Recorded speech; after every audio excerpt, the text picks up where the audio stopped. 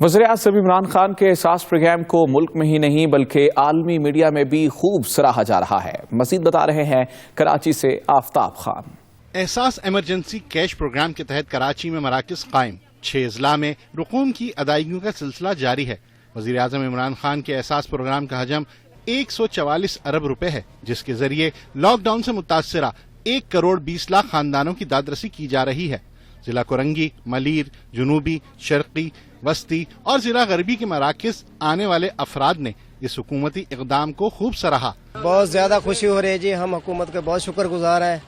ہمارے 12,000 مل گئے ہیں. خوشی تو بہت ظاہر سی بات ہے کہ حالات اتنے خراب ہیں. اگر یہ 12,000 ہاتھ میں تو کچھ نہ کچھ تو کسی کے آنسو پوچھیں گے نا. عمران خان زندہ باد، آئندہ باد.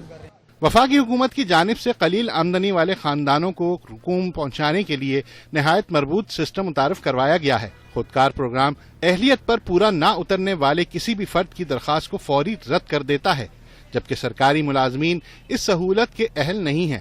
یہ ٹوٹل کمپیوٹرائز سسٹم ہے. اس میں کسی انڈیویجول کی ہیومن کی انوالومنٹ نہیں ہے. نہ کسی کو پتہ ہے کہ یہ کس کو جا رہا ہے کس کو نہیں جا رہا. الحمدللہ بڑا ہم مشکور ہیں اللہ تعالیٰ کہ ہمیں ایسا پرائم منسٹر دیا جس نے ایک ایسا ٹرانسپیرنٹ سسٹم دیا کہ جس کے تحت ہر مستحق افراد کو 12,000 روپے جا رہے ہیں. اس کے بعد جو پرائم منسٹر نے ایک اپنا ریلیف پیکیج اناؤنس کیا کہ ریلیف فنڈ اناؤنس کیا، جس میں ساری دنیا سے پاکستان سے پاکستانی کی باہر سے بھی فنڈنگ ہو رہی ہے، لوگ دے رہے ہیں. یہ پیسہ بھی کیش انہی لوگوں کو جائے گا.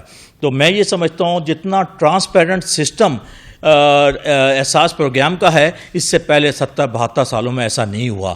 اور اس سے پہلے بھی کئی پروگرام آئے، آپ نے دیکھا وہ مختلف پرائم منسٹر کے نام سے آئے. یہ ایک احساس ہے، یہ پرائم منسٹر کو احساس ہے اپنی قوم کا، اپنے ملک کے لوگوں کا، اسی لیے یہ پولیٹیسائز نہیں ہے.